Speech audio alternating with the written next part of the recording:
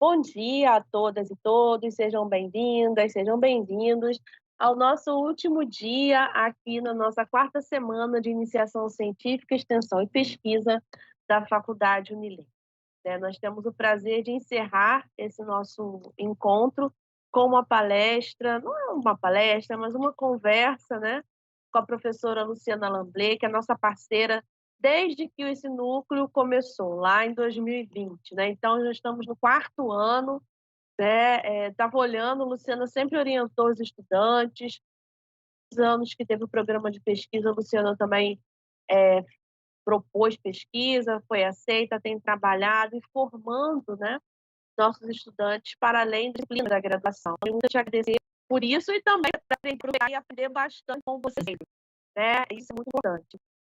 Aos nossos estudantes, nessa manhã, temos poucos alunos agora, há pouco vocês vão entrando, né? Se vocês perderam algum dos nossos encontros, eles estão gravados, vocês podem assistir quantas vezes quiserem. Nós tivemos na terça e na quarta a apresentação dos trabalhos dos estudantes, né? Foi uma coisa muito interessante, foi muito legal de assistir, né? De aprender com eles, eu me surpreendi com os trabalhos, né? Foi realmente achar que não seriam bons, mas porque realmente foi de uma qualidade muito grande. Parecia que o pessoal já estava bem acostumadinho a fazer pesquisa, né? E a gente é primeiríssima, né? Fez TCC ainda, né? Mas fez um excelente trabalho. E eu espero que inspire vocês. Né? Então, mas antes de eu falando, né? Eu sou a pessoa feliz, fazer áudio descrição. Sou mulher branca, os logos, tem cabelo liso, na altura dos ombros, castanhos. Estou usando uma blusa azul, com as linhas brancas. E atrás de mim tem muito de trabalho, não é pouco trabalho. Né? E a gente tem um rigor, a gente tem métodos, a gente tem técnicas, né? E esses métodos, eles têm a ver com o nosso objeto, com os nossos objetivos. Né? E hoje a gente vai falar, então, sobre entrevista. As pessoas acham que é uma coisa muito simples. Joga um formulário lá e fiz uma entrevista. Né? E não é bem assim. Né? Então, tem várias formas de fazer entrevista, inclusive com formulário. Daí não é entrevista, é questionário, mas ok. Enfim, eu vou passar, então, a palavra para a professora Luciana Lamblé. Eu vou desligar meu áudio e minha câmera, né, para ela poder falar à vontade. O link de presença, né, eu coloco daqui a pouco. Se vocês tendo dúvidas, pessoal, coloquem, escrevam aí as dúvidas de vocês, não deixem passar, ok? Luciana, com você.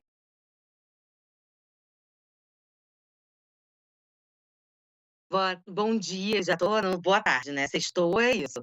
Bom dia a todos e todas. Sejam muito bem-vindos e muito bem-vindas ao último dia, né? A última fala, a última palestra aqui da quarta semana de iniciação científica, extensão e pesquisa. É um prazer reencontrá-los.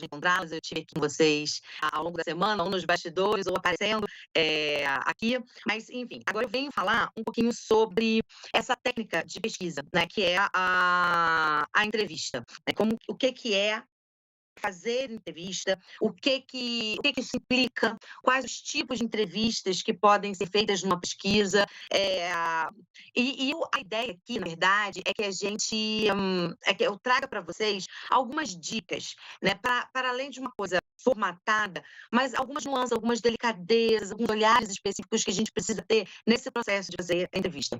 Então, antes da gente começar mesmo, de fato, falar um pouquinho dessa minha trajetória na entrevista, né? Eu, inicialmente, as minhas primeiras pesquisas, né, durante a graduação, mestrado, no doutorado, não envolviam entrevistas, até porque eu não trabalhava com memória, eu não trabalhava com uma temporalidade que permitisse que eu entrevistasse as pessoas, né? No mestrado eu trabalhei no século XIX, então óbvio, não podia entrevistar ninguém. No doutorado eu trabalhei até meados do século XX, mas as pessoas também já tinham falecido, né, eu trabalhei com um dramaturgo que morreu em 1950. Então, não tinha por que fazer entrevista, né? Não basta assim, eu adoro entrevista, não, mas isso cabe na sua pesquisa, isso tem a ver, vamos falar sobre isso. Então, assim, durante um bom tempo a entrevista não foi o meu foco. Porém, na graduação, eu fiz uma disciplina chamada História Oral. E era um instrumental, né? A minha grade ela era dividida assim, né? Instrumental, letivo, obrigatório, aquela coisa toda. E aí eu fui fazer de mera curiosidade, eu já trabalhava com o século XIX, então já sabia que não ia fazer entrevista, mas eu quis conhecer. Né? Eu gosto de programas de entrevista, eu ouço muito podcast de entrevista, queria ver como é que é a entrevista no sentido da pesquisa, que é diferente da entrevista que a gente vê na televisão, que a gente ouve no podcast, são coisas diferentes, né? Mas eu queria saber como é que isso estava no campo da pesquisa. Então eu fui fazer essa disciplina História Oral. E adorei. A época a gente trabalhou com a Revolta das Barcas, que foi uma revolta que aconteceu em Niterói, durante o governo de Juscelino Kubitschek. A capital do país ainda era o Rio de Janeiro, estava nesse momento da transição, Brasília não estava ainda não tinha sido inaugurada ainda, né, assim, o presidente ainda, a sede, né, do governo, ainda era o Rio de Janeiro, a capital ainda era o Rio de Janeiro, então Juscelino Kubitschek estava ali, né, para quem não conhece o estado do Rio, Niterói e Rio são cidades muito próximas, separadas pela Baía de Guanabara, né, agora tem a ponte em Niterói, mas na época a barca cumpria esse papel, ainda cumpre, né, a barca ainda é muito utilizada, que faz essa ligação entre Rio e Niterói. E aí, por conta das péssimas condições, dos acidentes que aconteciam, pessoas que morriam, caíam na Baía de Guanabara, se afogavam, os atrasos, o preço alto, teve uma revolta. E aí eu fui entrevistar pessoas que participaram dessa revolta e eu achei incrível, adorei, foi uma experiência muito bacana. Tivemos várias discussões e dali surgiu um trabalho muito bacana. Aquilo ficou guardadinho. Depois que eu defendi o doutorado, passaram-se anos, eu resolvi fazer uma pesquisa que incluía a entrevista. E aí eu me apaixonei de fato, né? E aí eu fui estudar técnicas de entrevistas, fui ler livros que trabalhavam com essa questão da entrevista. E hoje é uma grande paixão. Assim, sempre quando eu posso, eu faço pesquisas e contenho entrevistas porque é muito rico. E eu espero que vocês gostem também, que é apaixonar um pouquinho vocês pela entrevista. Então, eu vou compartilhar. Ai, desculpa, eu peço desculpas, eu esqueci de fazer minha audiodescrição, né? Peço desculpas. Então, enquanto eu tô abrindo aqui, eu vou fazer minha audiodescrição. Peço desculpas mesmo. Eu sou uma mulher branca, de cabelo cacheado até a altura dos ombros. Tenho 41 anos, meu fundo está desfocado, não dá para ver muito bem, sabe, tem uma parede com 3 quadros atrás de mim, mas não dá para ver muito bem. Eh, eu estou usando um vestido cinza escuro, cinza grafite, eu acho que não dá para ver, acho que não, vocês não dá para ver, mas tem uma Frida Kahlo aqui no meu peito. Eh, e é isso, tem piercing no nariz, tem algumas tatuagens também. É isso. Bom, vocês já conseguem ver? Tá tudo bem, Sim, Úrsula? já tá, tá. Show, maravilha. Então vamos lá. Primeiro, existem 3 tipos, de entrevista, tá? A entrevista estruturada, a semi-estruturada e a aberta. A entrevista estruturada é aquela mais direta. Então, ela pode ser feita via formulário, a gente usa muito o Google Forms, né? As perguntas já estão fechadas, as respostas são mais objetivas, inclusive, muitas vezes a pessoa só marca um X, só marca uma das opções. As opções geralmente já estão dadas ali, então a pessoa tem que escolher uma das opções. Geralmente, a identidade da pessoa não importa, importa, por exemplo, algumas características, né? Idade, raça, classe, grau de instrução, isso ok. Mas, por exemplo, o nome da pessoa, né, a história de vida da pessoa não é aqui trabalhada. Então, são perguntas fechadas, né? A pessoa recebe aquele bloco de perguntas e vai respondendo, né? Como uma espécie de um questionário. E como eu disse, de forma geral, né, você já tem ali as opções. As opções já estão dadas ali, tá? É por isso que ela é chamada, assim, por vezes, de fechada, de algo fechado. Em algumas entrevistas estruturadas, você tem até uma pergunta que cabe. Por exemplo, quem assistiu à palestra do Ricardo, ele fez uma entrevista estruturada, né? Ele passava o link do Google Forms, mas o último tinha uma pergunta que era um pouco mais aberta. Se a pessoa gostaria de compartilhar uma experiência que envolvesse a questão da violência política e da polarização nas escolas. Algumas pessoas responderam, outras não tinha caráter obrigatório, e as pessoas escreveram, relataram rapidamente algum fato. Então, pode ter sim uma pergunta ali que a pessoa desenvolva a resposta. Mas, no geral, a entrevista estruturada ela é mais objetiva. Tá? Então é papum, uma pergunta, uma resposta rápida. Geralmente a história de vida da pessoa não interessa para aquela questão, e a gente vai falar que tipo de pesquisa a gente usa uma, que tipo de pesquisa a gente usa outra, tá? A gente já vai para esse ponto. A semi-estruturada é quando você tem perguntas que são fundamentais ali para a entrevista, você vai fazer, você precisa daquelas respostas, né, para chegar ao teu objetivo final, onde você, mas permite aí que você elabore outras perguntas, ela te dá uma margem, uma elasticidade maior, né. Então você já vai com algumas perguntas prontas. Eu vou dar o exemplo, tá, que é o tipo de entrevista que eu estou fazendo agora. Na pesquisa que eu estou desenvolvendo agora na Unileia, é semi-estruturada. Então já tem algumas perguntas que já estão prontas. Por exemplo, eu pergunto, eu estou trabalhando com profissionais da educação, então eu pergunto, em que área da educação a pessoa atua, em qual segmento, né, se é ensino fundamental, se é médio, se é superior, se é, enfim, eu faço essa pergunta: quanto tempo a pessoa trabalha em sala de aula ou em unidade escolar, se é público ou privado. Então, essas perguntas são importantes para a minha pesquisa, saber qual o perfil das escolas que aquela pessoa trabalha, né? Qual a disciplina que ela trabalha. Eh, eu dou, uma pergunta também que eu faço para todos, né? Como que todo esse cenário de polarização política e violência política foi sentida na sala de aula? Se foi sentida e se sim, como? Então, vejo que já tem algumas perguntas pré-formuladas. Porém, dependendo do que a pessoa fale, dependendo de como ela responda, eu elaboro outras ali, né? Ou eu mudo o caminho, ou como são perguntas um pouco mais amplas, pode ser que o entrevistado saia do caminho e eu preciso fazer com que ele volte, né, delicadamente, óbvio, de forma gentil, fazer com que ele volte para a questão que me é fundamental. Então, para isso, eu preciso ali elaborar uma pergunta para trazer esse cara de volta, para a gente não fugir muito do assunto, né. Então, assim, a semi-estruturada, ela tem essa elasticidade, então tem aquele núcleo duro das perguntas que são fundamentais, que elas já estão feitas, já estão elaboradas, elas precisam ser realizadas, mas ela te dá margem para você trabalhar com outras perguntas e para outras questões, dependendo da resposta, né, ela permite com que a pessoa dê uma resposta, mais ampla do que a estruturada. Por outro lado, a aberta, né, que é o terceiro tipo de entrevista, como o próprio nome diz, ela é muito mais ampla, muito mais ampla. Vou dar um exemplo que eu já comentei aqui num outro, acho que num outro seminário, numa oficina que eu dei sobre metodologia de pesquisa.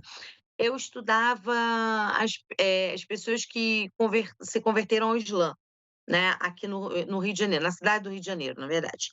Eu entrevistava essas pessoas que haviam, que tinham se convertido, tinham se tornado muçulmanas. Então, assim, elas não nasceram no seio de uma família muçulmana, elas não têm nenhuma ligação, com países de maioria muçulmana, não, né, muito pelo contrário, vinham de outras religiões, estavam ali, eram cariocas, estavam ali, não tinham, né, e elas se converteram ao Islã. Eu queria saber por quê, essa era a minha pergunta fundamental, por que que uma pessoa, né, se converte a uma religião tão distante da cultura dela, tão, por vezes, até conflituosa com a própria cultura, o que que tinha ali no Islã que fez com que ela desejasse essa conversão? Essa era a minha questão principal.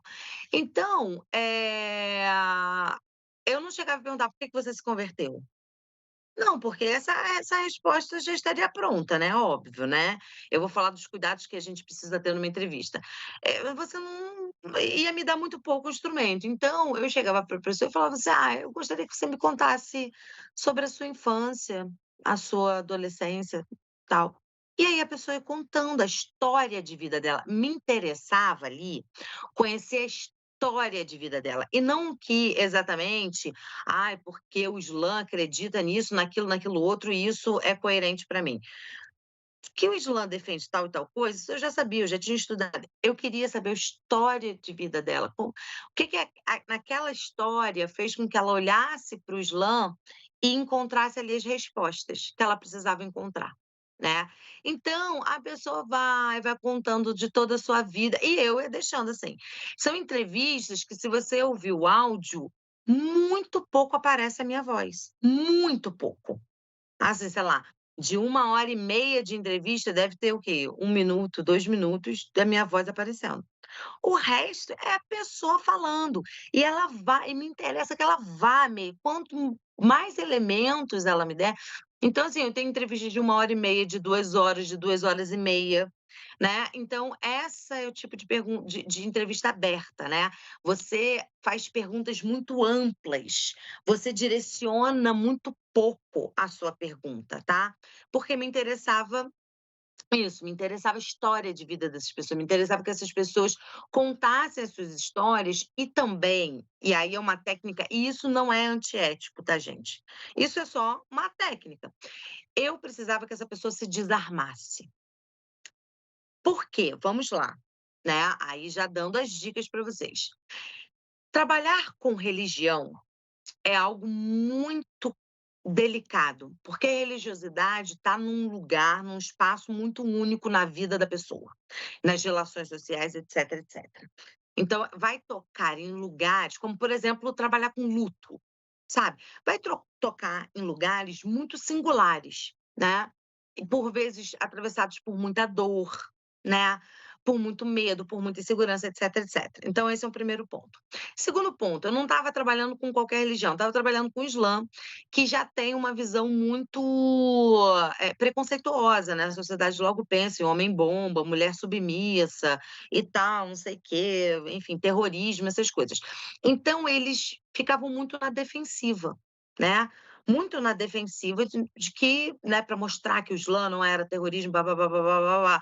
Isso não me interessava. A minha pesquisa não era sobre terrorismo, não é sobre o imaginário do Islã sobre terrorismo, isso não era sobre isso. Então, na hora que você tem que fazer entrevista, você precisa ter muita clareza do teu objetivo, porque senão você se perde, porque tem gente que adora falar do universo e tudo mais, você vai ver, você tem 3 horas de entrevista e muito pouco dali te serve, ou quase nada. Então, assim, você precisa ter muito foco, né. A pessoa, por vezes, vai devanear, mas você não pode devanear. Você tem que estar o tempo todo lembrando do que você está fazendo ali, né. Mas eu precisava que essa pessoa relaxasse, né, que essa pessoa esquecesse que tinha um gravador na frente dela, tá. Que essa pessoa esquecesse que eu estava ali fazendo um trabalho acadêmico. Eu queria que ela revelasse o que de mais profundo tinha ali, que é uma escolha por uma religiosidade, por acreditar em algo que vai fazer parte fundamental da sua vida. Isso é muito delicado, eu precisava que a pessoa estivesse muito aberta, tá. Em alguns casos isso deu super certo, né, em outros casos nem tanto, mas isso é comum na entrevista, tá, gente. Eh, o entrevistado, ele tem a sua subjetividade, ele vai reagir de formas diferentes. Tem gente que, nossa, se você ligar uma câmera, se ligar um gravador, a pessoa vai falar ensandecidamente. Mas você precisa entender que há uma performance ali, a pessoa sabe que ela está sendo gravada, né? Óbvio, você tem que dizer isso. Já vou falar das partes legais da coisa. Então você precisa transformar aquele ambiente o mais tranquilo e agradável possível para quebrar esta formalidade, para quebrar, a resposta pronta, tá. E aí você precisa construir esse ambiente, isso é responsabilidade do entrevistador e não do entrevistado. Então é um entrevistador que precisa construir um ambiente propício para o cara se sentir à vontade para falar da vida dele. Das visões do mundo, da percepção do mundo e tal. Então, o que que a gente percebe quando a gente faz uma entrevista? Que o entrevistado vai se tornando cada vez mais parecido com o entrevistador. Por isso que a sua postura, o seu olhar, né, o seu gestual, a sua fala é tão importante, porque você vai conduzindo, é tua responsabilidade a condução da entrevista. E aí, às vezes, a pessoa chega tensionada, ela vai relaxando porque você está relaxado. Ou às vezes a pessoa entra num assunto delicado, você tem um olhar de empatia, de compaixão, isso é extremamente importante. Eu vou trazer aqui uma fala que envolve choro e emoção, e eu vou dizer o que eu fiz, tá? O que eu fiz nesse momento.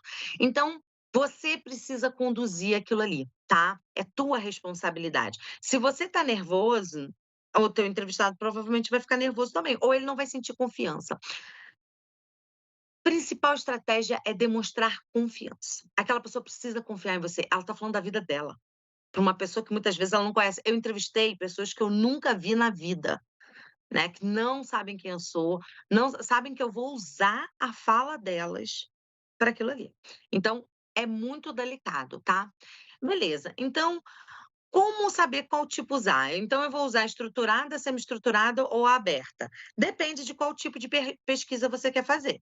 Se você for fazer uma pesquisa quantitativa, em que o número, a quantidade importa, né? Você quer produzir gráficos, números, você quer produzir estatística, porcentagem, interessa a você, como, por exemplo, uma pesquisa eleitoral, uma pergunta, né, uma entrevista eleitoral, né? Tem muito isso.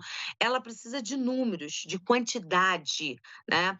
eh, Você vai para uma entrevista fechada, né? Porque como é que você vai entrevistar, fazer uma pesquisa aprofundada, analisar os dados de forma aprofundada, entrevistando 200 pessoas, né? É complicado isso.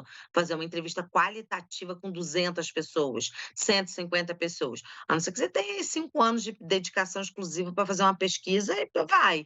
Mas a quantidade de dados que você tem que trabalhar ali é complicado, né? Então, o que me interessa aqui é o número. Se interessa o número, você vai para pesquisa quantitativa. Aí eu trouxe aqui uma uma charge falando dessa diferença da pesquisa quantitativa e pesquisa qualitativa. Eu vou ler para vocês.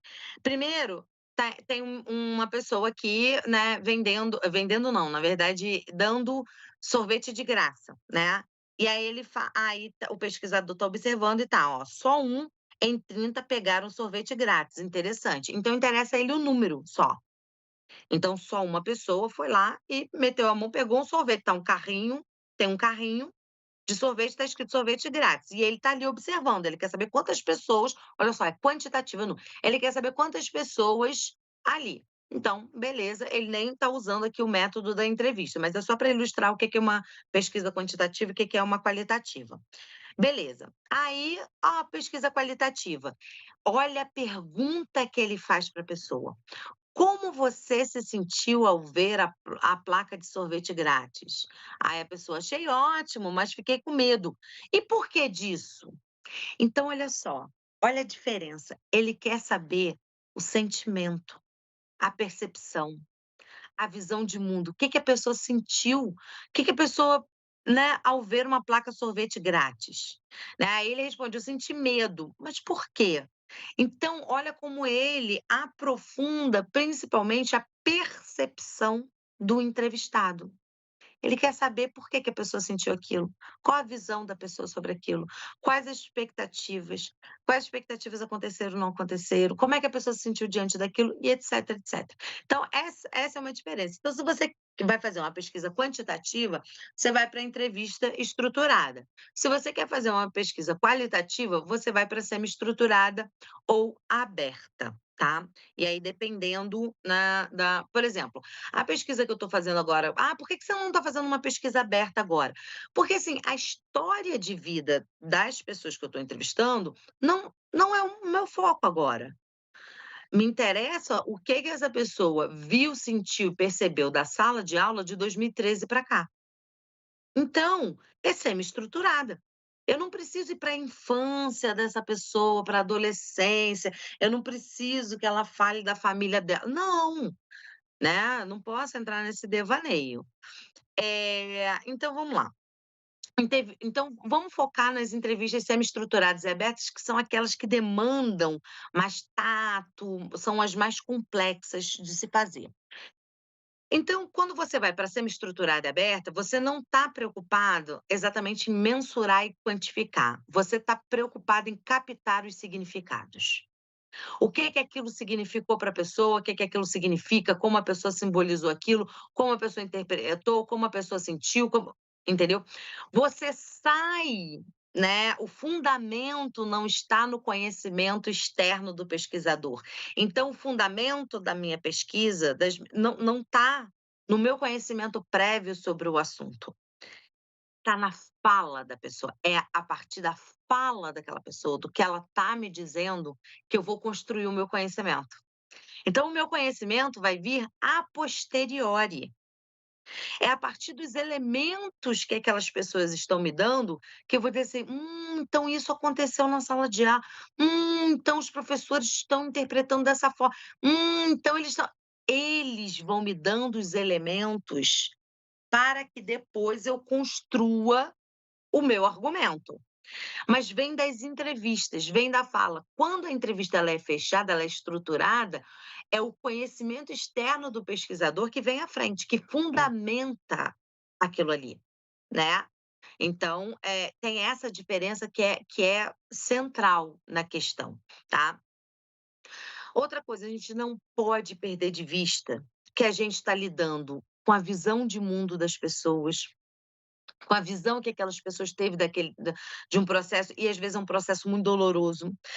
Por exemplo, na entrevista sobre os convertidos ao Islã, eu vi casos de abuso sexual, né, eu vi casos de abandono. Então a gente precisa ter muito cuidado para lidar com isso, muito respeito pela história das pessoas, né. A gente não pode esquecer que aquela pessoa ali, além de, óbvio, ser um sujeito em toda a sua complexidade, merecer o nosso respeito, a dignidade da pessoa humana, ela está nos fazendo um favor. Se as pessoas resolverem falar: "Não, não vamos dar entrevista para você", a pesquisa não existe. A pessoa está cedendo o tempo dela, ela está cedendo a fala dela e ela está cedendo a história dela para você.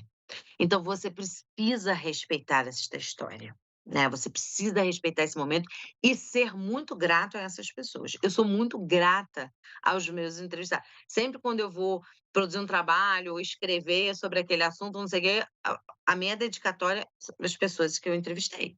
Eu dedico a elas e agradeço a elas, né, sem elas, né, pessoas que muitas vezes não me conhecem e pararem, né, a sua vida, suas atividades para contar suas histórias para mim, né, isso é muito valoroso. É necessário que você demonstre inclusive esse valor, né. Toda entrevista tem que começar agradecendo, né, agradecendo e muito aquela pessoa, né, por estar ali se disponibilizando a isso.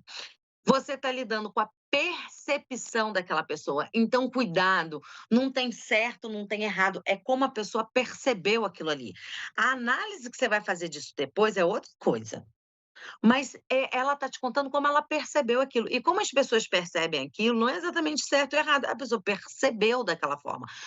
A discussão depois é outra, mas ela está te contando como ela percebeu, como ela sentiu aquele negócio, né, aquele momento, aquele processo. A gente está lidando com as crenças das pessoas e as crenças nos mais diversos sentidos, tá? Crenças políticas, crenças morais, crenças religiosas, a gente está lidando com isso. Então, são coisas muito caras àquelas pessoas, né? Elas acreditam naquilo que elas estão falando para você. E nas vivências, você está lidando com experiências, como eu disse, que podem ser experiências muito dolorosas. Você está lidando com experiências das pessoas, né?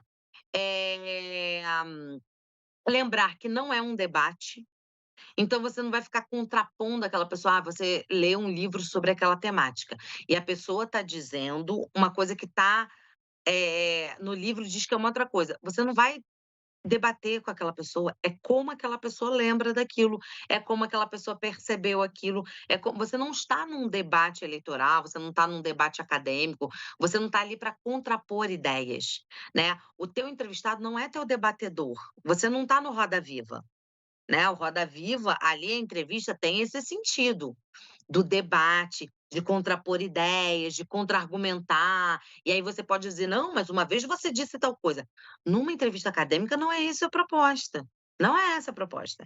Então, assim, eu já ouvi coisas que, eh, pra minha visão de mundo, para o que eu entendo do que é certo, do que é moral, do que é ético, escabrosas. E eu fiquei com aquele rostinho de samambaia, aquela coisa Barbie na caixa, e eu estava achando aquilo horroroso que eu estava ouvindo, mas não era sobre mim, não era um debate, eu não estava debatendo com a pessoa. Eu precisava aliás, quanto mais ela falasse, melhor. É importante que você deixe a pessoa muito à vontade para falar, inclusive, coisas, assim, criminosas, inclusive. Eu vi coisas criminosas, mas eu não estava ali debatendo com a pessoa. Eu estava ali querendo entender a percepção dela, e a percepção daquela pessoa era essa. Então, é com isso que você vai trabalhar, tá?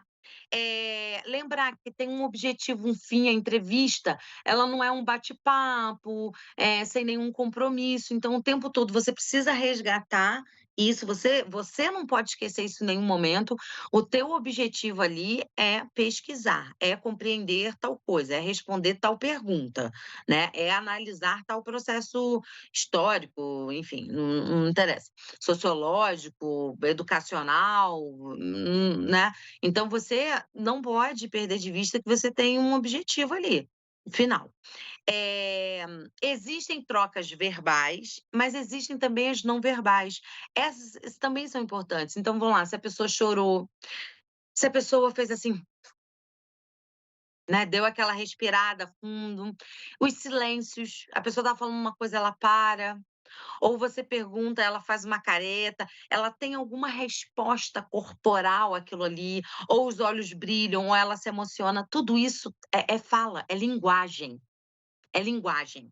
né, o corpo fala o tempo todo, é uma linguagem que é importante você perceber, tá. É importante quando levanta as sobrancelhas, faz uma cara de espanto, abaixa a cabeça, tudo isso ele tá te comunicando. Isso é importante, essa comunicação é importante, né. Ou quando a pessoa pede para não falar sobre tal assunto, você precisa respeitar aquilo ali. Quando você deu a entrevista, isso aconteceu comigo, tá? Eu dei uma entrevista, quer dizer, eu fiz uma entrevista com uma pessoa, e aí ela achou que alguns dados que ela deu poderia identificá-la. E aí ela falou assim: "Olha, eu gostaria que você não citasse o nome da minha cidade, não citasse ela falou umas 3 coisas que ela pediu para que eu tirasse da entrevista. Eu já estava com a entrevista gravada, ela já tinha me autorizado, né, legalmente falando, eu poderia fazer. Ela já tinha me autorizado, eu estava com a entrevista gravada, eu tinha assinatura dela de que eu poderia usar a fala dela. Mas tá, eu vou fazer isso? Pra quê? Por quê? Então eu não eu tirei as 3 coisas. Eu não falei da cidade que ela vinha, eu não falei e outras coisas que identificariam ela. Então, assim, eu acho que é um cuidado e uma forma de gratidão também que você pode ter por aquela pessoa, uma delicadeza que eu acho que você pode fazer que não custa nada, não vai atrapalhar a tua produção, né. Então, eu acho importante isso, né, é importante que a gente tenha esse respeito ao entrevistado. A abordagem, a autorização e os cuidados. Vamos lá, a gente já está falando de vários cuidados, mas enfim, a abordagem.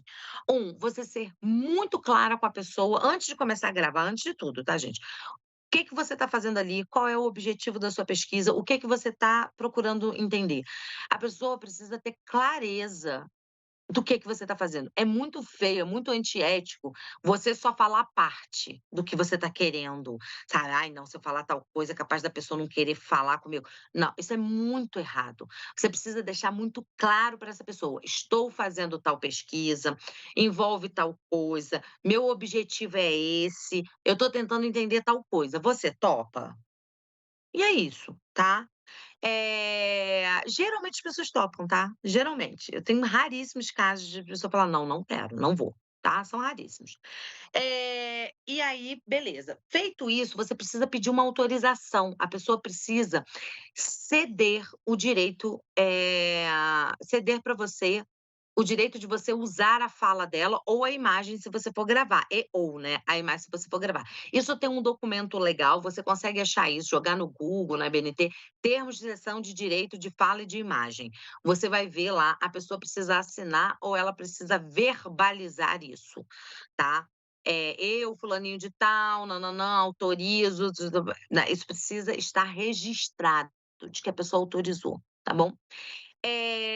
E aí é óbvio, tá, gente? Ah, não, então a pessoa falou, né, e tá falado, aquilo é verdade. Não, gente, você vai continuar consultando outras fontes, a bibliografia sobre aquela temática, né, na hora que você vai fazer o trabalho, você vai usar isso, né. O que você tem que ter cuidado é de não deslegitimar a fala do teu entrevistado. Eu volto à questão inicial, é a percepção dele sobre aquele processo. Se as fontes mostram outra coisa, se os documentos mostram outras coisas, se os livros falam de outra coisa, ok, você vai trabalhar com a percepção. Então, por que que essa pessoa teve essa percepção? Por que que para ela o que ficou foi isso e não aquilo outro? Por que que é uma questão para você se haver, mas você não pode deslegitimar. Ou, em outras palavras, você não pode chamar o teu entrevistado de mentiroso. Né, que pode ser que a pessoa minta? Pode, já aconteceu comigo, saber que a pessoa está mentindo, entendeu. Mas pode ser que a pessoa de fato não, ela, não, para que foi é a percepção dela, foi como ficou aquilo para ela. E aí você tem que trabalhar com isso, com o que ficou, né, com o que a pessoa trouxe para você daquilo ali. E aí você vai depois discutir, fazer uma discussão dessas entrevistas, desse material que você tem, com as outras fontes que você tem. Você vai botar essas coisas para conversar. E aí tirar uma conclusão a partir disso. É assim que a gente faz entrevista, né? É assim que a gente pesquisa com entrevista. A gente pega outras fontes, pega as entrevistas e coloca essas duas coisas para conversar. E tentar compreender como é que foi aquele processo que você quer conhecer, tá bom? Sem deslegitimar o entrevistado, tá? Bom, eu trouxe depois no final vai ter a fonte, tá, direitinha, completa. É um texto muito interessante, de professores da Federal da Bahia. Ih, tá até escrito errado, é Fraser, tá? Tem um R no final aí. Da Federal da Bahia, que é um texto muito bacana. Eu vou deixar aqui, está na internet, está gratuito, falando sobre o que que é fazer uma entrevista, essa questão subjetiva, dá um painel histórico, quanto que a entrevista começou a ser usada nas pesquisas, quando que ela foi legitimada. É bem bacana, vou deixar o que eu queria pegar é esse trecho aqui. A forma específica de conversação que se estabelece em uma entrevista para fins de pesquisa favorece o acesso direto ou indireto às opiniões, às crenças, aos valores e aos significados que as pessoas atribuem a si, aos outros e ao mundo circundante. Então, em resumo, o que que uma entrevista te dá? A entrevista te dá isso, esse acesso direto ou indireto às opiniões, às crenças, aos valores e aos significados que aquelas pessoas atribuem a si mesmas, às outras pessoas e ao contexto que elas estão vivendo. Ou seja, é um material muito rico, é um material muito rico, né? Para ser trabalhado. Eu sou uma entusiasta, acho que já deu para perceber aqui das fontes. Então, eu trouxe algumas frases para a gente perceber. Vamos para a prática, que o que, que eu tenho coletado da pesquisa que eu estou em desenvolvimento, tá? Essa primeira frase eu até já usei aqui como título na semana acadêmica do semestre passado, né? Eu me senti mutilada. Eu acho essa frase é muito forte, né? A mutilação é uma coisa muito forte. E até simbólica, né, tá, gente? E eu acho que ela tem a ver com isso que a gente está trabalhando, né? Olha como a pessoa se coloca ali. Eu me senti mutilada. Aqui é uma professora falando dessa coisa do silenciamento em sala de aula, dessa coisa de que não pode falar sobre isso, não pode falar sobre aquilo, tem que ter cuidado. E, ai, eu não vou passar tal filme que vai dar problema, não vou falar tal discussão. Essa coisa, né? Essa censura que vem acontecendo na sala de aula. E aí ela falou isso, né? Eu me senti mutilada. Essa frase é muito importante para mim. Porque aí você vai pensar a ideia simbólica da mutilação. Depois ela vai desenvolver essa frase, né? Depois ela desenvolve, porque ela fala que uma das questões fundamentais da profissão, né, da docência, é a livre docência, é a liberdade de expressão e é exatamente a liberdade de cátedra, que nos é assegurado por lei, né? Nós temos liberdade de cátedra, essa coisa da sala de aula ser o espaço aberto. E ela diz: quando cortam isso, mutilação, cortar, quando cortam isso, para mim a sala de aula perde o sentido. Então, olha o quanto da visão e da percepção dela ela me trouxe em 2 minutos de entrevista. Essa entrevista durou quase 1 hora. Em 2 minutos de entrevista, né? Se sentir mutilada, a liberdade perdeu o sentido, então é a percepção dela daquele processo. Uma outra professora falou, né? Essas 3 próximas falas é da mesma professora, né? Eu perdi o brilho nos olhos, medo e raiva, eu perdi a paixão que tinha, tipo assim, a vontade que eu tinha de dar aula. E aí ela começa a chorar na entrevista. A de baixo também é ela. Espera aí, a de baixo também é ela. Mas a gente já chega lá. Então, eu perdi o brilho nos olhos, ela estava falando da sala de aula que ela chegava com muito brilho nos olhos, ela tinha um encantamento muito grande pela profissão e ela foi perdendo isso nos últimos anos. E aí eu perguntei para ela estava contando uma determinada história que ela passou, de um enfrentamento de um aluno e tal, numa aula sobre ditadura militar. E aí eu falei assim: "O que é que você", depois que ela terminou o relato, eu falei assim: "O que é que você sentiu?" Ela falou: "Medo e raiva". E ela, pá, foi taxativo, medo e raiva, né. Então são sentimentos muito fortes. Se você pensar isso numa sala de aula, né, medo e raiva, é uma coisa muito dolorosa, né. E aí depois ela desenvolve, né, e aí se a pessoa não desenvolve, você pergunta: "Medo do quê? De quê? Ou de quem? Raiva do quê? De quê?" Mas no caso aqui ela mesma foi desenvolvendo. Ela sentiu medo do quê e raiva do quê. Ela mesma depois desenvolve. E aí ela fala, né, por exemplo, ela tá falando de uma coisa que é muito cara a ela, que é a paixão da sala de aula pela sala de aula, e ela perdeu isso. Ela perdeu algo que, estruturava ela. Ela perdeu algo que dava muito sentido à vida dela. E aí ela começa a chorar. E ela começa a chorar, por isso que é importante você estar olhando de verdade, né, e não é só ouvindo, é escutando, não é só olhando, é percebendo, sabe, é vendo de fato aquela pessoa ali. E eu vi que ela se sentiu constrangida de estar chorando. Eu senti que ela ficou constrangida. O que que eu fiz? Eu legitimei a fala dela, sem dizer: "Ah, não, você está certa realmente, a sala de aula tá um horror, tem que perder a paixão". Não é isso que é legitimar a fala dela. Eu virei e falei assim: "Fulana, eu compreendo muito o que você está falando agora, porque eu tenho recebido relatos de outros professores muito semelhantes. Essa é a minha posição como pesquisadora, né, não é ficar ali instigando, botando lenha na fogueira, eu só disse assim, então assim, eu legitimei a fala dela no sentido assim, porque ela ficou constrangida de ter chorado, e aí na hora ela pensa assim: "Putz, então não é só comigo. Então, opa, espera aí". Logo depois ela continua a falar. Aí ela segue, né: "Não é mais sobre ensinar, não é mais sobre ciência, não é mais sobre uma matéria. Eu virei uma inimiga. Eu sinto como eu entrei ali para a guerra, tá preparada para matar ou morrer. E eu penso, tipo, é a sala de aula, lugar que eu amo, espaço que eu considero sagrado". E aí ela chora de novo. Ou seja, todas as vezes que ela fala o que é a sala de aula para ela e que esse sentido foi perdendo, né, o lugar que ela era apaixonada, que é um lugar sagrado e que ela não consegue mais sentir isso pela sala de aula, ela se emociona, ela chora, né. Todas as vezes que ela falou do que era a sala de aula para ela e que ela não consegue mais sentir isso pela sala de aula, ela chora, né. Então é algo muito caro a ela. E eu preciso legitimar isso. Então eu deixo esse espaço, eu digo: "Eu compreendo, nã-nã-nã-nã-nã-nã".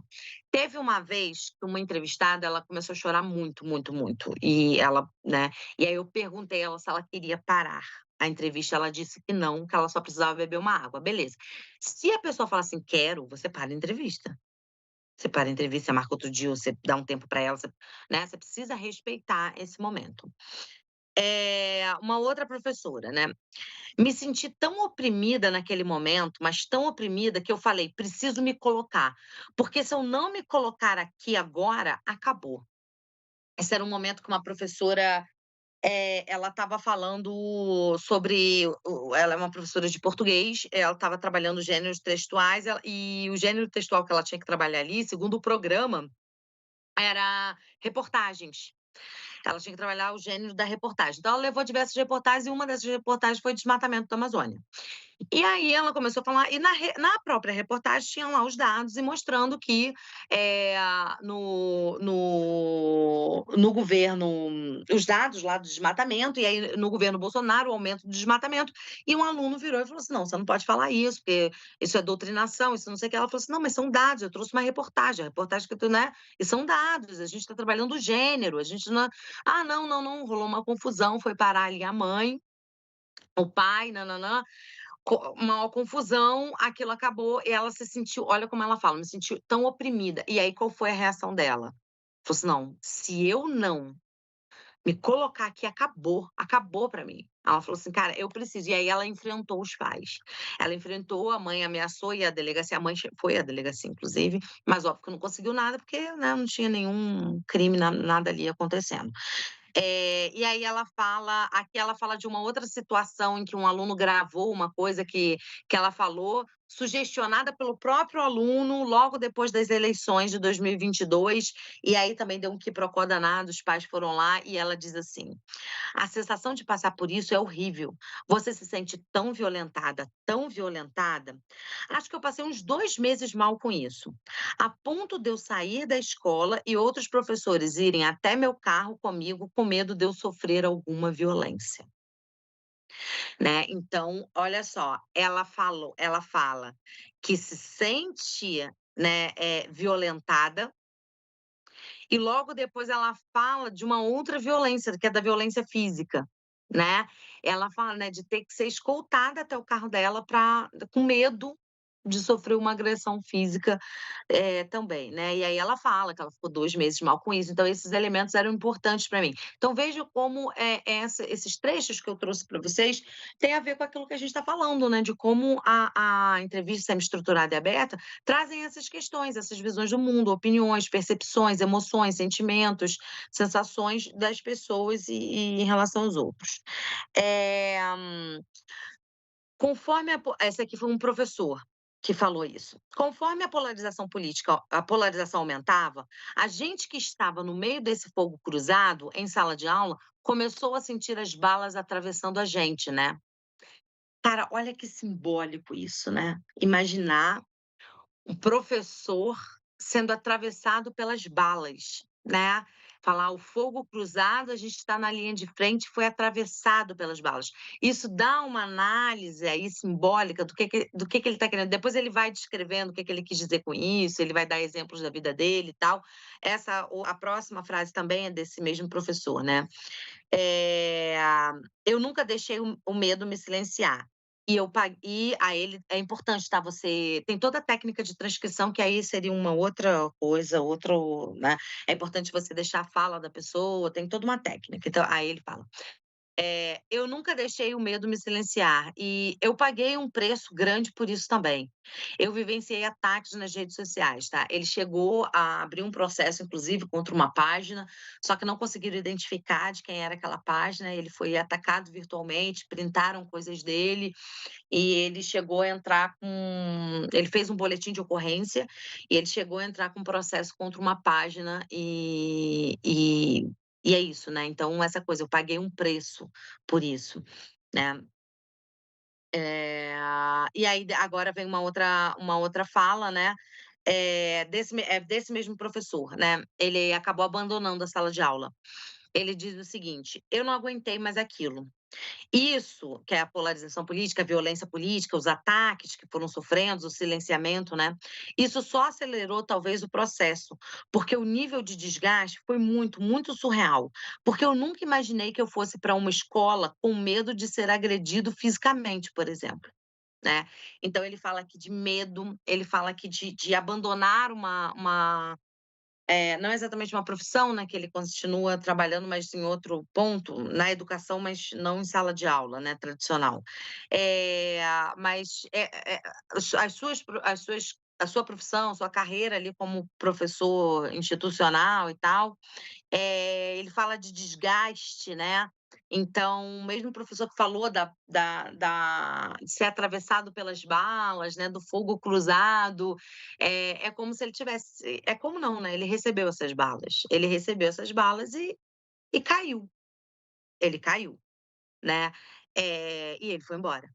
Eles não foi o único professor, tá, que eu entrevistei que saiu da sala de aula por conta de tudo que aconteceu nos últimos anos. Então, você vai lidando então para vocês perceberem como a gente vai lidando com muitas emoções, né, do Roberto Carlos agora, com muitas emoções dos seus entrevistados. Então, é necessário assim, muita delicadeza, muita gentileza para trabalhar com isso, com coisas que são muito caras às pessoas. A gente está falando aqui de pessoas que sonharam estar na sala de aula, que veem a sala de aula como um espaço, né, sagrado, que tem paixão ou tinham paixão por aquele espaço, e de certa forma isso foi contaminado por tudo que aconteceu, né, e vem acontecendo aí no nosso país.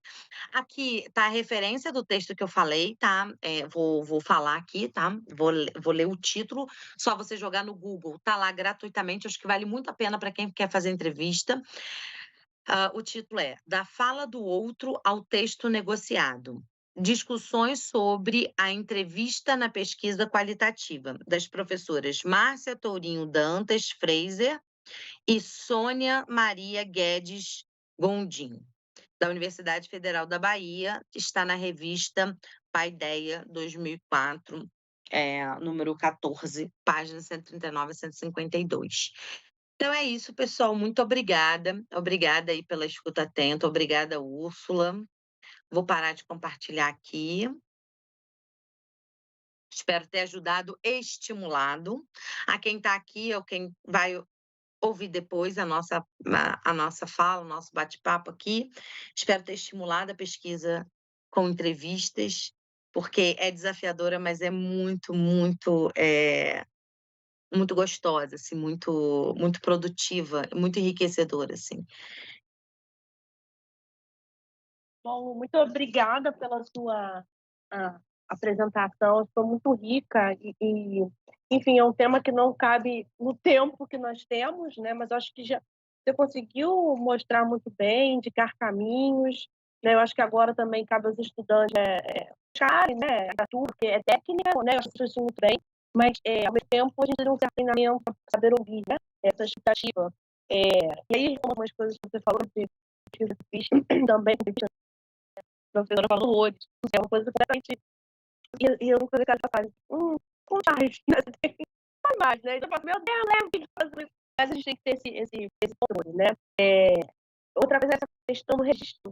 Eu acho que é importante essa transcrição, não sei se é bom nome disso, mas eu vi ali, quando a gente faz uma entrevista filmada, né, fica mais visível, né? Ou então, às vezes, a coisa transparece no áudio, quando eu só gravo o áudio, né? A transcrição, porque nem você vai ver ouvindo. Aliás, eu nunca ouvi a entrevista, você vai depois transcrever, né? E aí eu coloquei na fala da professora, aí você consegue emoção, né? Quer dizer, lembrou o que falou. Então, é importante também, nessa hora da entrevista, a gente focar, quando a gente faz a entrevista, depois você tem a transcrição.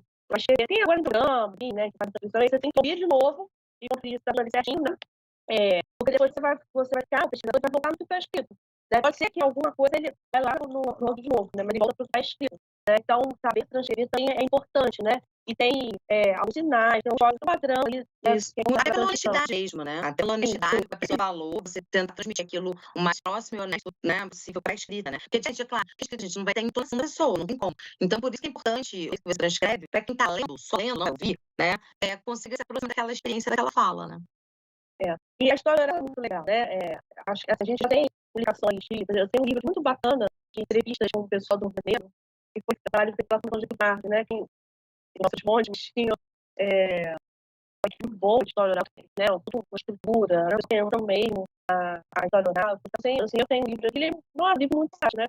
E, assim, a maneira como eles foram construindo o livro foi muito interessante. Então, assim, acho que também referência interessante antes de lerem entrevistas publicadas, né? Para compreender como é que você pode utilizar aqui material de várias formas, né? Como é que tornando um documento. Então, assim, é bem interessante procurar essa dúvida. Uma pergunta? Não entendi muito bem. Espera, deixa eu botar.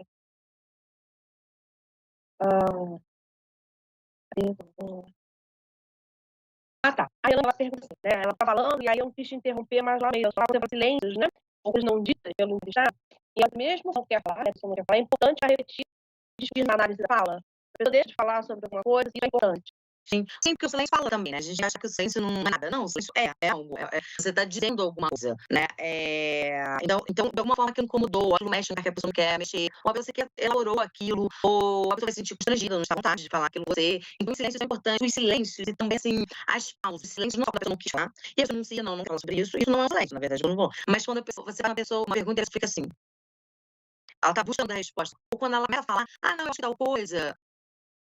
Não, essa pausa, ela é importante também, entendeu? A pessoa, de alguma forma, ela girou ali uma chave, ela refletiu alguma coisa, ou, por exemplo, tem o silêncio do segurar o choro, quando você tá tendo prestar atenção, tem vários tipos de silêncio, né? Às vezes, assim, a pessoa não quer chorar, aí começa a falar uma coisa, ela dá uma parada, ela tá durando ali, a emoção. E aí você pode descrever que sim, que houve emoção, que a pausa, né? Essa coisa do respirar profundo, você descreve isso também, né? Assim, quando isso é importante na tua pesquisa, né, gente? Inclusive, você vai colocar isso num artigo, você vai publicar isso, né? É importante que você coloque essas questões, porque elas estão dizendo, e você vai analisar isso depois, né? Por que a pessoa pausa em determinadas posições, não? Por que ela respira fundo em determinados momentos e outros não? Então, quanto que aquilo tá atingindo a pessoa, né? São demonstrações. A pessoa tá, isso é linguagem, né? As mãos do corpo, quando ela faz assim, determinada pergunta que você acha, e tem entrevistado a pessoa parece que vai te um beijo, uma coisa, né? E tem outros que se recolhem, opa, então você tem que trazer a pessoa, opa, você fala uma coisa que a pessoa, ou você tá podendo se entrevistar. Então você tá ali, prestando atenção no que a pessoa tá falando, mas no todo, assim, e você não pode perder aquela pessoa, né? Você, opa, assim, trazer ela pra perto. Agora, mas tem uma fala aqui que é importante a gente trazer. É uma fala de quem é entrevistado, como ter sido entrevistado foi importante para ela. A Cláudia Xavier Alvim participei como entrevistada de algumas entrevistas acadêmicas e descobri que estava com síndrome de burnout. Para mim foi impactante e precisei cuidar. Eu vou te falar que, assim, a coisa mais gratificante dessa pesquisa que eu estou fazendo, é exatamente esse retorno que eu estou tendo com os profissionais de educação. Só uma pessoa não aceitou, todas as pessoas aceitaram, são de dezenas de pessoas.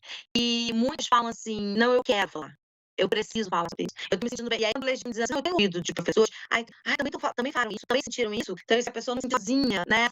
Foram processos solitários que as pessoas passaram. Então, acho que essa coisa também, pessoa querer contar a história. E, às vezes, na entrevista, descobrir bem coisas sobre o seu processo, né? Eu acredito muito na fala, eu sou uma pessoa da defesa da psicanálise, né? Então, assim, eu acredito muito na fala. A fala revela muito mais do que a gente estava ali, não, você tá aqui para uma entrevista sobre tal coisa, você começa a falar, se for reduzida a entrevista, vão surgir coisas que você não tinha pensado, né? A própria, a Claudia que falou, poxa, eu fico muito tocada, Cláudia, a sua fala, porque eu, como uma pessoa que entrevista, assim, eu penso nisso, sabe? Eu quero que o meu entrevistado saia dali de alguma forma melhor que ele entrou, assim, refletindo sobre suas questões, ou olhado por ter falado, não é essa, que aquilo tenha sido bom para ele, não só para mim, né, mas que tenha sido para a pessoa, sabe? Eu tenho ouvido isso, eu tô muito feliz com essa pesquisa, eu tenho ouvido isso.